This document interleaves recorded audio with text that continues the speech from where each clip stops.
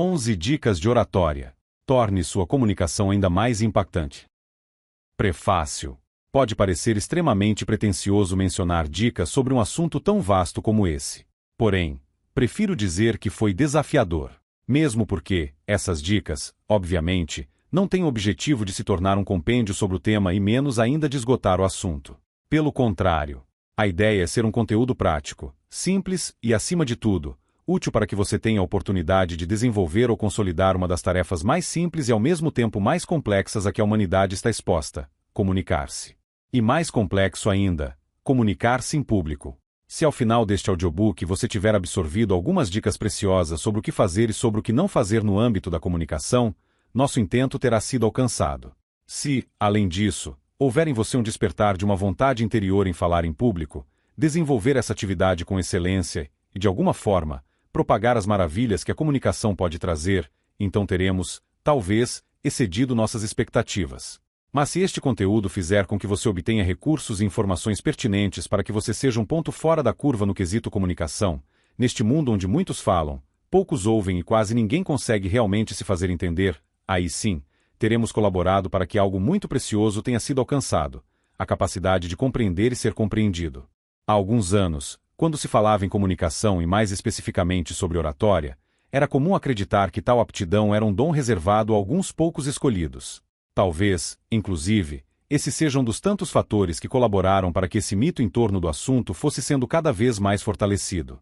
Alguns poucos se comunicam com maestria, têm o dom da palavra, enquanto uma maioria absoluta de desafortunados está fadada ao limbo do universo daqueles que se comunicam mal. Ou pior, ao purgatório em que aqueles que só de pensar em falar, começam a sofrer imediatamente com as reações fisiológicas desagradáveis que o medo pode trazer. Soma-se a isso outro conceito que há anos deveria ter sido descartado: falar bem é um diferencial. E talvez você imagine, mas isso ainda é real. Mas, afinal, falar bem em público é ou não um diferencial? Sim e não.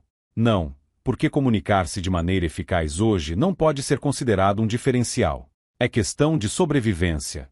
Quem se comunica mal está em sérios apuros em uma sociedade cada vez mais apressada, inconstante, bombardeada por informações e que vive um paradoxo quase inexplicável: estamos cada vez mais conectados virtualmente e cada vez menos conectados com pessoas. O sim é justamente devido a esse tal paradoxo. O que deveria ser questão de sobrevivência é ainda uma competência encontrada em uma parcela bem pequena da população, que consegue se destacar por meio de uma habilidade que deveria ser trabalhada desde a infância, mas que, na realidade, se torna um enorme tabu, na maioria das vezes, exatamente nessa fase. Vamos então às 11 dicas e fatos sobre oratória. Dica 1.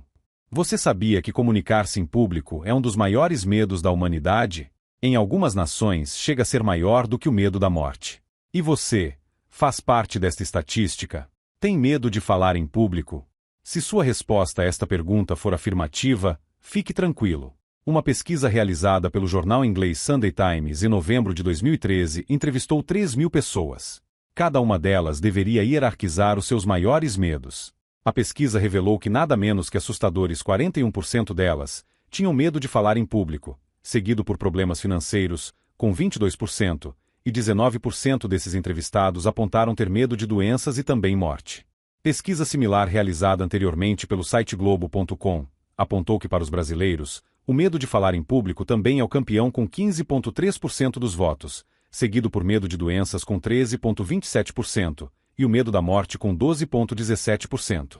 Além de o medo ser grande, a comunicação é uma habilidade em falta no mercado de trabalho, mas muito requisitada nos processos de seleção. Segundo pesquisa do CEE, Centro de Integração Empresa-Escola, feito com 2.000 recrutadores, mostrou que a comunicação verbal e escrita foi lembrada por 32% deles como uma competência essencial para os aprendizes e trainees das organizações. Como pudemos perceber, falar em público, para muitas pessoas é a última coisa que escolheriam fazer. Para esclarecermos alguns pontos, o medo em si, nesta e em outras situações, não pode ser considerado algo ruim. O medo é uma emoção que trazemos conosco desde nossos tempos primordiais. Ele está diretamente ligado ao nosso sentido de sobrevivência, a nossa velha conhecida reação de luta e fuga. A questão é que o medo desencadeia uma série de processos fisiológicos e bioquímicos internos que realmente podem atrapalhar a pessoa. Em suma, desde que as reações a esse medo estejam sob nosso controle, o medo em si pode ser nosso aliado. Ele nos mantém atentos, ligados, e isso é bem importante quando falamos em público. O medo se torna prejudicial, nocivo, quando nos impede de fazermos algo que queremos, podemos ou precisamos fazer. O medo se torna um poderoso inimigo quando nos limita. Perceba, todo esse sentimento de medo de falar em público, tão comum a muitas pessoas, é completamente legítimo e em nenhum momento pode ser menosprezado. Normalmente, isso ocorre por uma reação distorcida de nossa mente, que reflete imediatamente no corpo, frente a um inimigo que na maioria das vezes não existe. Há muitos fatores que interferem nesse contexto. O medo de falar em público. Isso geralmente está atrelado a situações desagradáveis que tenhamos passado anteriormente frente a uma situação parecida, ou por termos visto alguém passar algum vexame falando em público. Nossa mente tem a característica de generalizar situações. Logo, se você passou algum desconforto em situação semelhante ou simplesmente acha que pode passar em algum momento, o cérebro desencadeia processos bioquímicos que fazem com que haja uma reação exagerada frente a esse pseudo-agente agressor, falar em público. Fato é que por não conseguirmos reagir de forma equilibrada, essas alterações fisiológicas mudam também nosso estado emocional. E então, o medo aumenta. O resultado? Bem, espero que não seja o seu caso, mas na maioria das vezes as pessoas sentem o coração acelerado, respiração ofegante, mãos suadas, calafrios, tensão muscular, frio na barriga e outras tantas manifestações fisiológicas que, ressaltando, possuem apenas uma finalidade: proteção. A grande pergunta é: proteger-nos, especificamente de quê? Pois bem, essa é a grande surpresa. Boa parte das pessoas que relatam medo de falar em público não se lembra de alguma situação específica que tenha trazido esse desconforto. E isso pode acontecer. Há um mecanismo da mente que pode bloquear o acesso a lembranças de situações muito críticas. Contudo, a maior parte das pessoas que tem muito latente essa sensação de medo, relata que há outros sentimentos envolvidos. Dica 2. Este sentimento está ligado a outros que as pessoas evitam sentir, como o desconforto em ser julgado, o medo de se expor, o receio do que as pessoas possam pensar a seu respeito, o medo de falhar e a sensação de não ser competente o suficiente. Bem, aqui já começamos a falar de contextos mais sutis dentro de nossos padrões comportamentais. Aliás, fique atento ao audiobook e talvez se surpreenda com algumas coisas que vai escutar. A maioria quase que absoluta das vezes, quando perguntada sobre o motivo desse medo de falar em público, o indivíduo não traz de modo evidente, perceptível, nenhuma situação que pode ter gerado esse medo. Entretanto, quase imediatamente, relata alguns motivos que estão indiretamente envolvidos com a situação. O mais comum desses motivos trazido pelas pessoas é o medo em ficar exposto, em evidência, do que os outros podem pensar delas e de serem julgadas. Sim, meus caros. Por mais que boa parte de nós viva julgando os outros, por sua aparência, pelo que são, pelo que vestem, pelo que dizem, etc., detestamos ser julgados. Talvez seja esse o motivo. Por julgarmos tantos outros, temos a certeza que estaremos sendo julgados. E isso realmente intimida. Outros sentimentos diretamente envolvidos são o medo de falhar, por consequência, o medo de não sermos suficientemente bons. Ou seja, necessidade de aprovação. Pois crescemos aprendendo que precisamos ser bons em tudo, que não podemos falhar, que termos de ser suficientemente competentes, que as pessoas precisam gostar de nós, que precisamos estar adequados aos contextos que vivemos. Percebe quantas coisas envolvidas? E claro, estarmos falando em público nos torna alvos potenciais de todos esses questionamentos internos. E se falharmos? E se não formos aprovados? E se as pessoas não gostarem de nós? E se não atendermos às expectativas do público? E se errarmos? E se? Então eu te digo, e se nós passássemos a encarar uma apresentação apenas como uma apresentação? E se encarássemos como mais uma situação onde podemos ter êxito ou termos o feedback de que precisamos melhorar ainda mais, como tantas outras circunstâncias que temos na vida? E se fizéssemos um trato com nós mesmos, nos comprometendo a estar preparados para o desafio, mas sem essa cobrança excessiva que colocamos sobre nossos ombros? E se nós trabalhássemos internamente com o fato de que somos humanos, passíveis de falhas, que podemos errar, que talvez o que os outros pensem de nós não precise ser o principal quesito que faça com que tenhamos a definição se faremos ou não faremos algo? E se nós pensássemos que, mesmo os grandes comunicadores já tiveram seus erros, mas, mesmo assim, persistiram no objetivo de fazer e melhorar a cada dia, a cada apresentação, buscando sempre recursos pessoais e técnicos para ficarem ainda mais preparados para obterem melhores resultados? Você pode pensar agora em alguns deles, como John Kennedy, Martin Luther King, Nelson Mandela, Silvio Santos. Entendo perfeitamente isso. Faz parte dos nossos diálogos internos, das negociações que fazemos conosco lá no nosso íntimo. Mas comunicação é algo bem mais simples e todos esses questionamentos passam a ter menor impacto quando compreendemos que. Dica 3. Comunicar-se é fazer fluir uma mensagem para alguém, de modo a obter deste interlocutor uma resposta adequada à mensagem emitida. Quanto maior for o entendimento do seu interlocutor, maior terá sido seu êxito ao transmitir a mensagem. Sim, simples assim. Antes de pensar que as pessoas precisam gostar de você, que você precisa ser o queridinho do público, que você precisa ser ovacionado por todos que te assistem, por que não encarar a comunicação como um processo um pouco mais objetivo? Vamos fazer uma experiência. Que tal começarmos agora a inverter essa equação? Então, comecemos. Comunicar-se com eficácia está diretamente ligado ao resultado, feedback que você obtém do seu público. Seja esse público uma plateia, seus colegas de trabalho, seus filhos ou seus vizinhos em uma reunião de condomínio. Um bom comunicador foca sua energia em ser compreendido. Por via das dúvidas, vou repetir. Antes de ter para si a missão de que você deve agradar a todos, lembre-se que o fundamental em um processo de comunicação é que você seja compreendido por aqueles que te ouvem. Sim, é isso. Canalize sua energia, seus esforços para que as pessoas te entendam. E isso pode parecer, mas não é tão simples assim. O que estou propondo nesse momento é, vamos entender a comunicação em público como um processo e, então, minimizar nossas chances de erro e maximizar nosso índice de acertos. Isso por si só fará com que comece a sentir-se mais seguro. Vamos lá! Um processo de comunicação possui variáveis. Essas variáveis são o emissor, o receptor, o contexto e a mensagem. Falando da primeira delas, o emissor. Exatamente. Você é uma dessas variáveis.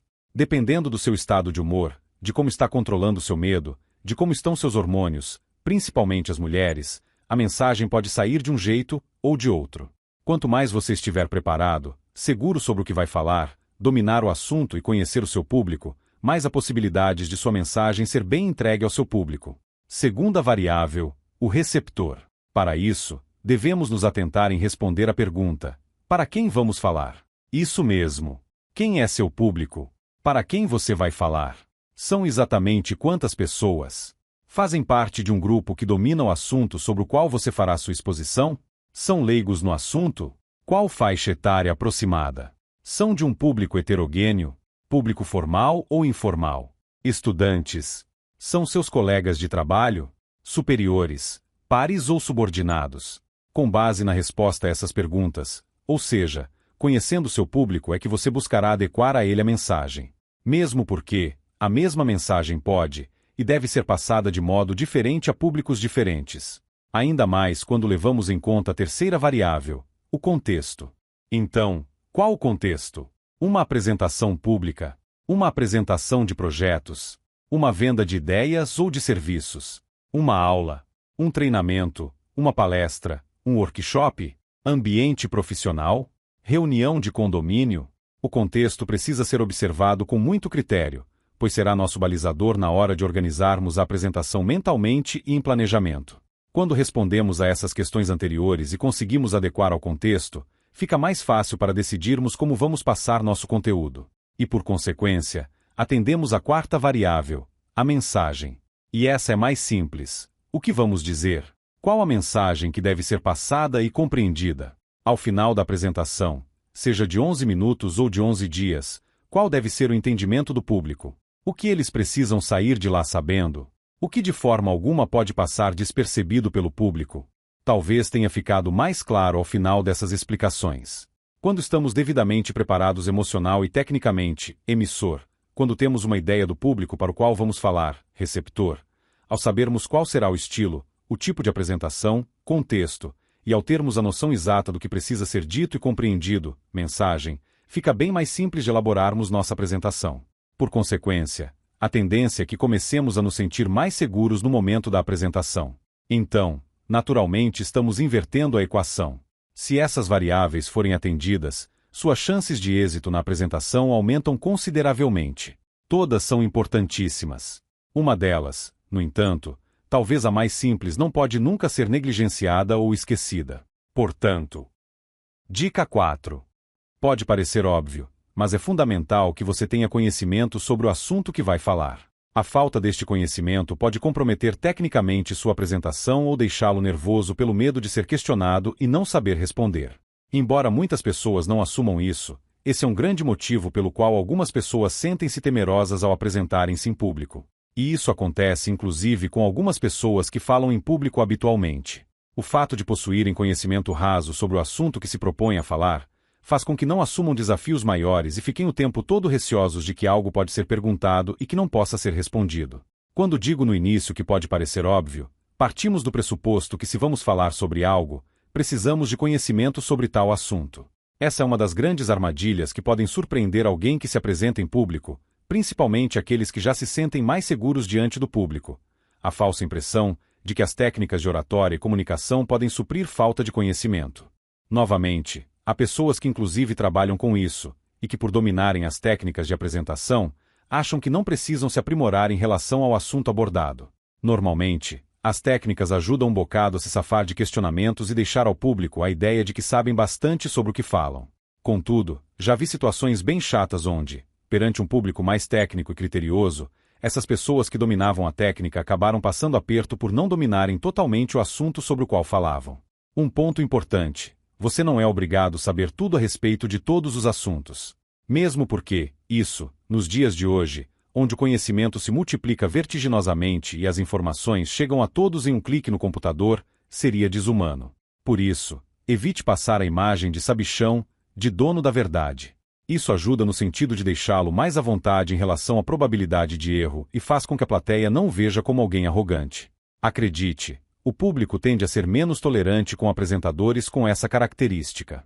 O fato de não ser obrigado a saber tudo, em nenhuma hipótese, significa que você pode ser displicente em relação à sua preparação técnica. Esteja muito bem preparado para o que vai falar. Tenha dados, fatos, exemplos, números, estudos e tudo mais que possa utilizar para dar sentido à sua mensagem. Lembre-se, avaliar o público e o contexto também é de suma importância. Como dica adicional, esteja sempre preparado, com conteúdo suficiente para falar o dobro do tempo estipulado.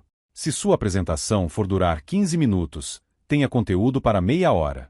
Se for durar 1 hora, prepare-se para 2 horas e assim sucessivamente. Fique atento. Conhecimento técnico é uma das maneiras de fazer com que o público preste atenção em você. E quando falo público, pode ser aquela pessoa para a qual você está explicando algo ou milhares de pessoas que estão na plateia, diante de você. Prepare-se bem, muito bem sobre o conteúdo sobre o qual vai falar, mas não se engane. Por quê? Dica 5. Um processo de comunicação depende 93% de componentes como linguagem corporal e tom de voz e apenas 7% das palavras. Em suma, para reter a atenção da plateia é mais importante o como se fala. Mais uma perigosa armadilha da comunicação. Na dica anterior enfatizamos a importância de termos o conhecimento sobre o que vamos falar, sobre conhecermos bem o assunto. Isso traz segurança e pode gerar confiança na plateia. E exatamente por saber disso, algumas pessoas que se apresentam em público pensam que saber bastante sobre o que se está falando já é o suficiente. Desculpe, mas isso não é mais do que obrigação. O mínimo que se pode esperar de alguém que se propõe a falar é que saiba do que está falando. Todavia, muitas vezes, mais importante do que o assunto é a maneira como esse assunto está sendo abordado. De modo mais objetivo, mais importante do que se fala é o como se fala. Quer um exemplo mais objetivo? É bem possível que em sua trajetória de vida tenha se deparado com um professor, instrutor ou algum comunicador, e ao participar de um assunto explanado por essa pessoa, tenha exclamado com algum colega algo assim: "Puxa, dá para perceber que ele sabe muito. Pena que não consegue passar o que sabe." Já viu ou ouviu algo assim? Tecnicamente, enfatizando nosso tema oratória, seria como se disséssemos: "Puxa, ele está usando apenas 7% de um processo de comunicação. Pena que não está usando os outros 93% para que pudéssemos entender melhor." Algo de suma importância e normalmente ignorado por quem se lança ao desafio de falar ao público é que as palavras, o que chamamos de comunicação verbal, correspondem a apenas 7% da eficácia no processo de comunicação. Os 93% restantes estão divididos em duas vertentes. A primeira, responsável por 38% da eficiência do processo de comunicação e conhecida como comunicação paraverbal ou a maneira como usamos nossa voz, tom de voz, velocidade, entonação, timbre, ritmo, intensidade, cadência, enfim, como usamos nossa voz para dar significado ao que dizemos. Quando escrevemos, temos a vírgula, os acentos, a pontuação que nos ajudam a dar sentido ao que dizemos. Ao falarmos, toda essa criação e repasse da informação com sentido, pausa, ênfase nas palavras e nos trechos que queremos ressaltar, acontece por meio da comunicação paraverbal. Já teve alguma aula com um professor sonífero? Já assistiu a uma palestra com algum orador que do início ao fim, manteve exatamente o mesmo tom de voz, geralmente monótono e cansativo? Certamente, esses comunicadores não usaram a seu favor o componente essencial para o bom entendimento: a maneira como utilizamos nossa voz. E talvez você esteja pensando, 7% palavras mais 38% tom de voz igual a 45% do processo de comunicação. E os outros 55%? Pois bem, os outros 55%, sim, surpreendente 55% de eficácia na comunicação estão ligados à comunicação não verbal ou linguagem corporal. Mas, não existe aí uma ambiguidade? Estamos falando de oratória e mais que a metade do êxito na comunicação está ligado à comunicação não verbal? Exatamente. Lembre-se, mais importante do que se fala, é o como se fala. E para quem nos assiste, mais importante do que estamos falando, do assunto, do nosso conhecimento, é importante que nossa postura corporal e nosso tom de voz os mantenham conectados, interessados no que estamos dizendo. Ainda tem alguma dúvida sobre a importância da linguagem corporal no processo de comunicação? Lembra do Charles Chaplin? Ele foi um dos maiores gênios da comunicação que a humanidade já teve e, em quase 100% de sua obra, não dizia sequer uma palavra. Compreendeu melhor? Quando conseguimos conciliar um conteúdo consistente e transformar isso em um discurso compreensível por meio das palavras, comunicação verbal igual a 7%, associado a um padrão de voz que mantém a plateia conectada, comunicação paraverbal igual a 38%, e com uma postura corporal adequada, condizente com o que estamos dizendo, comunicação não verbal igual a 55%, é muito provável que consigamos manter o interesse da plateia, manter as pessoas conectadas a nós. Isso faz com que seja criada uma sinergia, uma sintonia entre o comunicador e a plateia. Aliás, não é óbvio? Alguns instantes atrás, eu disse que o mais importante em um processo de comunicação é que consigamos ser compreendidos. Para que sejamos compreendidos é necessário que sejamos ouvidos. Para que sejamos ouvidos é essencial que as pessoas queiram nos ouvir. E quando digo queiram, não estou dizendo necessariamente que elas estejam ansiosas em nos ouvir. Se for assim, melhor ainda. Estou dizendo que é importante que ao menos estejam dispostas a nos ouvir. Isso já é um grande passo. Mas há uma estratégia que faz com que consigamos estabelecer essa sintonia, essa sinergia com a plateia. Tecnicamente isso se chama... Dica 6. Rapport, a técnica que permite sincronizar vários canais de comunicação, fazendo com que as pessoas com as quais fala consigam sintonizar-se mais facilmente com você e estejam mais receptivas ao que tem a dizer. Possivelmente, você já começou a entender, não é um passe de mágica. Pode até parecer, mas não é. Há meios de conseguirmos a atenção da plateia ao que estamos dizendo. Precisamos, antes de passar a mensagem, fazer com que as pessoas estejam prontas a ouvi-la. Mesmo a melhor mensagem, a notícia mais bacana pode ser minimizada, subestimada ou pior, entendida de modo equivocado, se não estabelecermos rapport. Então, você deve estar se perguntando, ok, mas como eu faço isso? São alguns meios que podem ser utilizados, mas tudo parte da premissa da dica anterior. Para estabelecer rapport é necessário que utilizemos palavras, mais, tom de voz, mais, linguagem corporal, para que consigamos passar ao público coerência, congruência, confiança e credibilidade. Se houver alinhamento entre o que dizemos e como dizemos, aumenta consideravelmente nossa probabilidade de êxito na comunicação, ou seja, que sejamos entendidos pelas pessoas. E um bom comunicador deseja isso, passar sua mensagem de forma clara e obter do público a resposta adequada. Quando isso começa a acontecer, quando começamos a ter a confiança por parte do público, tudo fica mais fácil porque as pessoas tendem a dar mais atenção a quem elas confiam. Só para dar uma fugidinha essencialmente das técnicas de oratória e falar um pouco sobre comportamento humano. Afinal, é o nosso comportamento e do público que farão a apresentação ter sucesso ou não. Saiba de maneira definitiva que, ao estabelecermos qualquer relação humana, nosso interlocutor faz a si mesmo 3 perguntas a nosso respeito. Isso acontece internamente, no maravilhoso e complexo mundo inconsciente. As perguntas são: essa pessoa é confiável? Essa pessoa é competente? Essa pessoa pode me ajudar ou agregar algo? Se as 3 respostas forem sim, você tem essa pessoa pronta a te ouvir. Se a resposta a uma ou 2 das perguntas for não, você terá um esforço maior para cativá-la, mas isso ainda é possível. Entretanto, se a resposta às 3 perguntas for não, acredite, você está com problemas. E mesmo se o que for dizer é que, em um dia de muito calor você está distribuindo bebidas geladíssimas gratuitamente, ainda assim, é possível que você enfrente alguma resistência.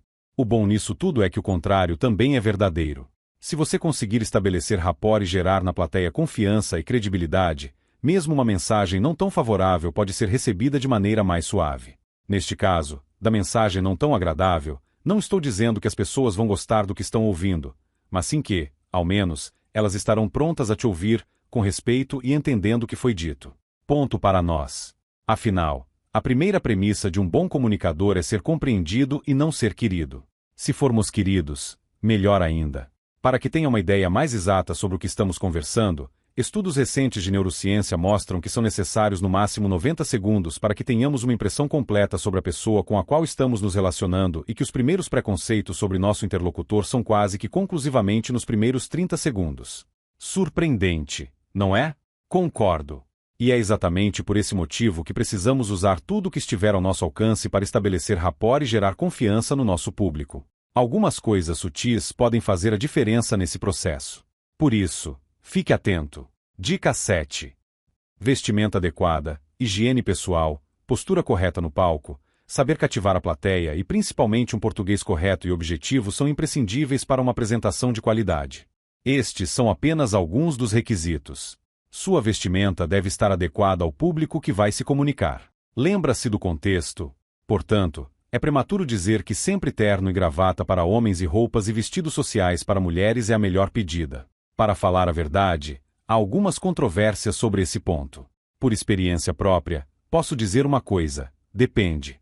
Se, por exemplo, for falar para alunos jovens em uma escola, roupas mais informais, jeans, sapato social, camisa, podem ser mais eficazes. Pode ser que jovens não se sintam tão em rapport com alguém de terno e gravata. A vestimenta deve ser discreta. Se chamar a atenção logo de cara ou chamar mais atenção do que seu discurso, algo está errado. Aqui, a máxima, menos é mais, vale. Descrição em roupas, acessórios, maquiagem é indispensável. Use algo que não atrapalhe sua movimentação. A união entre conforto e beleza em relação a roupas e sapatos é bem importante.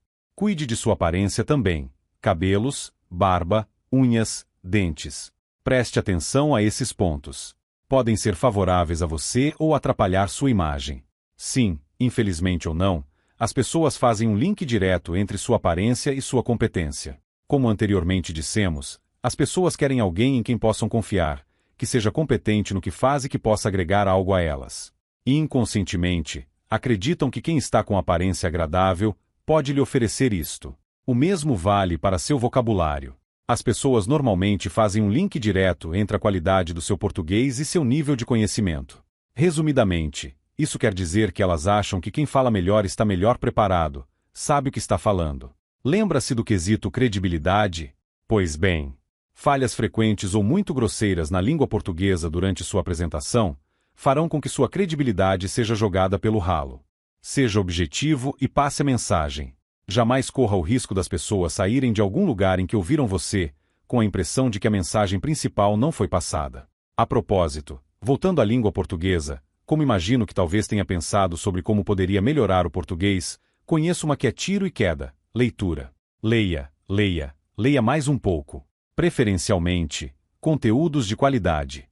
É eficaz também pedir a alguém que você considera ter um português melhor do que o seu para que te dê feedbacks e corrija-o. Logicamente, esteja pronto para aceitar esses feedbacks e procure corrigir imediatamente o erro. E ao ficar mais atento para melhorar seu vocabulário, fique esperto para não incorrer em outro erro bastante comum: transformar sua apresentação em algo técnico demais. Até porque, dica 8. Quem consegue utilizar de maneira suave o tempero da emoção, pode suprir eventuais deficiências técnicas. Entretanto, o contrário não é verdadeiro. Não há técnica capaz de salvar uma apresentação fria, vazia e impessoal. O resultado é, no mínimo, a indiferença de quem ouve. Pare e pense. Talvez você já tenha participado como ouvinte de uma palestra técnica. Talvez até tenha achado o instrutor uma pessoa bem preparada. E só. A técnica é importantíssima sim, sempre. É ela que fará com que você se sinta seguro, que se saia bem em situações mais difíceis, que te dará subsídios para desempenhar bem. Mas, acredite, só técnica não é suficiente. Ela não é capaz de ajustar uma apresentação impessoal, aquela onde a pessoa que está expondo as ideias parece estar fazendo um favor em passar os conceitos ou dá a impressão de que está querendo sumir dali o quanto antes. Nenhuma técnica resolve isso. É necessário algo a mais para que a plateia seja impactada positivamente. A técnica é mais um elemento para uma apresentação eficaz. No entanto, o que vai fazer a diferença é algo chamado naturalidade. Mais uma contradição. Se a técnica é imprescindível, por que é a naturalidade que pode fazer a diferença? A resposta é simples. É exatamente a naturalidade que fará com que sua apresentação saia da mesmice e que as pessoas percebam que você gosta ou entende do que diz ou é interessado nelas ou no que está falando ou acredita no que faz ou não está lá apenas para cumprir obrigação. A naturalidade pode até suprir eventuais lapsos técnicos. Novamente, fique atento apenas com a medida certa. Naturalidade demais, sem nenhuma técnica, pode ser interessante por alguns minutos apenas. Neste caso, achar o ponto certo, buscar o equilíbrio entre técnica e naturalidade é o mais indicado. Mesmo porque há alguns pontos extras com que deve estar atento. Por exemplo, dica 9. Tome cuidado com vícios de linguagem, com as gírias, com as pausas sonoras e os gerúndios e pleonasmos. Está aí algo muito comum, difícil de mudar e que pode tornar sua apresentação negativamente inesquecível. Pleonasmos, gerúndio, gírias, pausas sonoras e vícios de linguagem. Pleonasmos são até comuns. Elo de ligação, retornar de novo, novo lançamento muitas vezes passam despercebidos. Normalmente não comprometem tanto a apresentação. Apenas se forem insistentemente utilizados, o que normalmente não ocorre. Gírias devem ser evitadas a todo custo. Quando entremeadas em um discurso mais amplo, podem até ter seu impacto negativo minimizado. Ainda assim, são perigosas. Os gerúndios, coitados, são figuras de linguagem que podem ser usadas desde que corretamente. Gerúndios como vamos estar fazendo em vez de vamos fazer, infelizmente caíram no gosto popular e passaram a ser usados inadvertidamente, até com o intuito de se falar bonito, começou-se a colocar o gerúndio em demasia. Resultado: há pessoas que sentem até calafrios quando ouvem gerúndios. Se puder, evite. Mas esses últimos podem deixar sua plateia verdadeiramente irritada ou, pior, desinteressada. Pausas sonoras e vícios de linguagem. As pausas sonoras, tornam a apresentação cansativa e depõem contra a qualidade do orador. Elas acontecem geralmente quando há tentativa por parte do comunicador em concatenar as ideias. Ou seja, em fazer um link entre uma parte do raciocínio e a próxima que normalmente ainda não chegou. Nesse momento de espera, o comunicador dispara e começa novamente a falar. Já percebeu situações assim? Já passou por isso? É normal. Pode acreditar. Apenas corrija o quanto antes. Há técnicas para isso. Vale repetir. Muitas pausas sonoras podem irritar a plateia. Já, quanto aos vícios de linguagem, né, tá, então, tipo, na verdade, neste caso, muita atenção. São os mais comuns de acontecerem e podem tirar completamente a atenção da plateia ao que está sendo dito. Penso que aqui, um exemplo é melhor do que uma explicação. Tive um professor na universidade que falava tantos nés que, quando ele entrava em sala, havia apostas para ver quem acertava quantos ele falaria naquele dia. Quem acertasse ou se aproximasse mais da quantidade, estava isento da conta no barzinho. Já deu para imaginar que ninguém prestava atenção ao que estava sendo explicado, mas sim a quantos nés ao final e também no meio da frase eram ditos. E posso dizer que ele mantinha a disputa acirrada. Chegava a dezenas deles em 2 horas de aula. Era uma diversão e tanto. Interesse na matéria, zero. Mesmo quem tentava prestar atenção se irritava com tantos vícios. Detalhe, não eram apenas nés. Havia também os tás, entendeu, na verdade, e uma coleção deles. Fique atento. Os vícios de linguagem, como o próprio nome já diz, são partes integrantes de nossa linguagem chamada coloquial, a que usamos no dia a dia, e são transferidos para nossa apresentação. Também serve como exemplo onde a naturalidade em demasia pode atrapalhar. Má notícia. Possivelmente você tem alguns vícios. A maioria das pessoas os possui. Com treino e perseverança conseguimos eliminá-los. Aliás, com treino e perseverança conseguimos também lidar com um dos grandes vilões para quem tem medo de falar em público. Talvez você já tenha passado por isso. Dica 10. Sabe aquela péssima sensação de quando nos dá o tal do branco? Pois bem, enquanto você estiver ansioso, o branco vai permanecer. E sabe por quê? Porque a mesma área do cérebro responsável por sentir ansiedade é a responsável por receber os registros vindos de nossa memória e transformá-los em informação. Resumindo, você escolhe, ou fica ansioso ou traz a informação que necessita à tona. Viu só? O tal branco é uma questão fisiológica. Não sabia disso? Poucas pessoas sabem. Só fiquei sabendo por 2 motivos. O primeiro é que 2 bases de desenvolvimento do nosso trabalho são a neurociência e a programação neurolinguística e ambas abordam esse ponto. O segundo motivo foi a curiosidade que tive em pesquisar. Ficava intrigado como pessoas que eu já havia visto expor o conteúdo de modo primoroso e que eu tinha certeza que dominavam o que iriam falar, eram acometidas por essa sensação. Houve uma vez, há vários anos, em que um amigo me pediu que avaliasse o que ele estava pensando em dizer na apresentação que faria no dia seguinte. Perfeito! Tudo estava na ponta da língua e ele estava com total domínio do assunto. Tudo para ser um sucesso. Até que, no dia seguinte, quando ele estava ansioso demais com a apresentação, se deparou com o público e, segundo o próprio me disse posteriormente, era como se alguém tivesse simplesmente deletado o conteúdo da apresentação de seu cérebro. Felizmente, isso ocorreu logo no início e quase como um milagre. Depois de alguns minutinhos todo o conteúdo voltou. Repito, isso é normal e ocorre porque a mesma área cerebral responsável por interpretar o estado de ansiedade é aquela que recebe nossos registros de memória e os transforma na informação que será passada a nosso interlocutor. É bem comum também isso acontecer em momentos que antecedem provas importantes. Se já prestou vestibular, concurso público ou fez uma prova em que precisava de muita nota, talvez já tenha sentido isso. Após ter estudado bastante, ao ter contato com a prova, a sensação inicial é quase de desespero. Passados alguns instantes, quando a ansiedade e o nervosismo diminuem, o conteúdo vem e conseguimos cumprir nossa missão com sucesso. Mas, só para registrar, qual o problema em passar por um momento de branco? O que de pior pode acontecer? Já sei. É nessa hora que vem aquela voz, que faz todas aquelas perguntas que mencionamos no início. O que as pessoas vão pensar de mim? E se elas acharem que sou incompetente porque esqueci? E agora que eu esqueci o que diria, será que elas vão achar que sou bom o suficiente? Perceba, não estou minimizando o fato. Apenas estou buscando que todos compreendam que se trata de um processo de retroalimentação. Um processo de retroalimentação é aquele em que um fato reforça um padrão de comportamento nosso, geralmente associado a uma crença negativa limitante, que poderia ser: não gosto, não sei, tenho medo de falar em público. Logo, um fato comum, que pode acontecer até com o mais experiente dos oradores, como a sensação do deu branco, serve para reforçar uma crença pré-existente. Seria algo assim: viu só como não sei falar em público? Foi só começar e logo deu branco.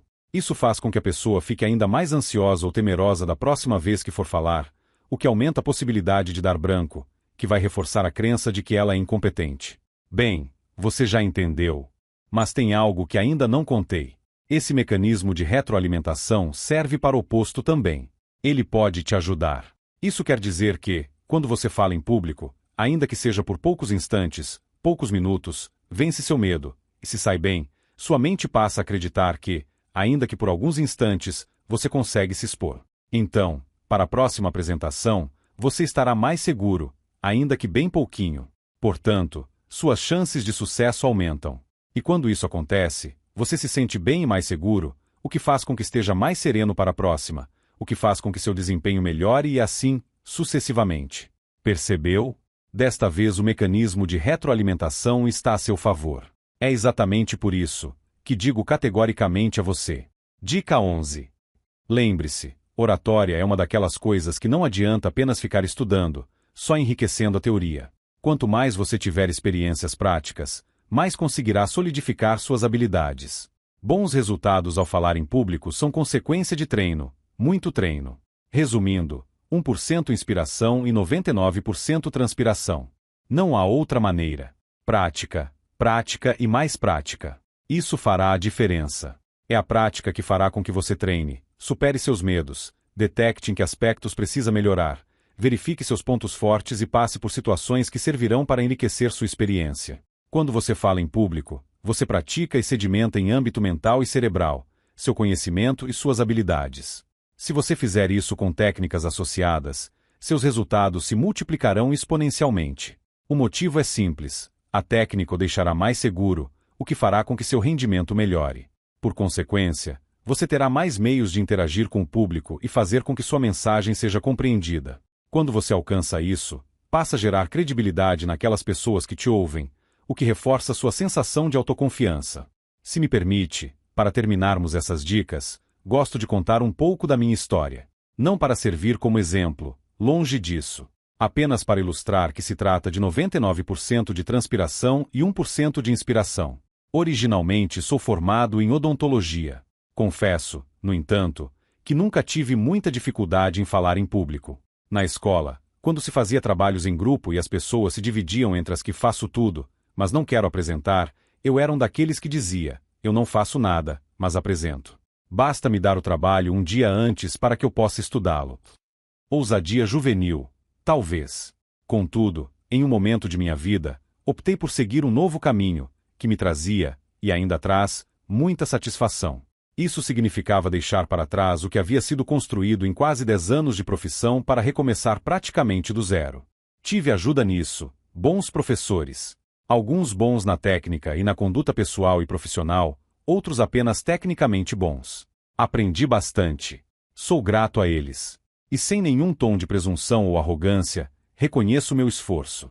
Foi muita transpiração, muita dedicação, muito estudo teórico, muitos cursos de oratória de que participei, mas, acima de tudo, muita prática. A prática associada ao gostar do que se faz, ajuda para que o caminho seja menos tortuoso e para que alguns atalhos cerebrais sejam formados.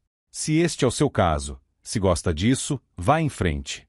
Se porventura não gosta, mas precisa se comunicar, faça bem feito. Lembre-se do que eu disse na introdução. Hoje, ainda, a comunicação é um diferencial. Não deveria ser, mas é. E há poucos exímios comunicadores. Utilize essa informação para criar para si ou aperfeiçoar um diferencial. E aí, essas dicas foram úteis para você? Qual dessas você vai começar a praticar ainda hoje? Conta aqui nos comentários. Obrigado por assistir ao nosso conteúdo. Se você gostou, comente, curta e compartilhe para que mais pessoas tenham acesso. Inscreva-se em nosso canal e lembre-se de clicar no sininho para receber notificações sobre novos conteúdos.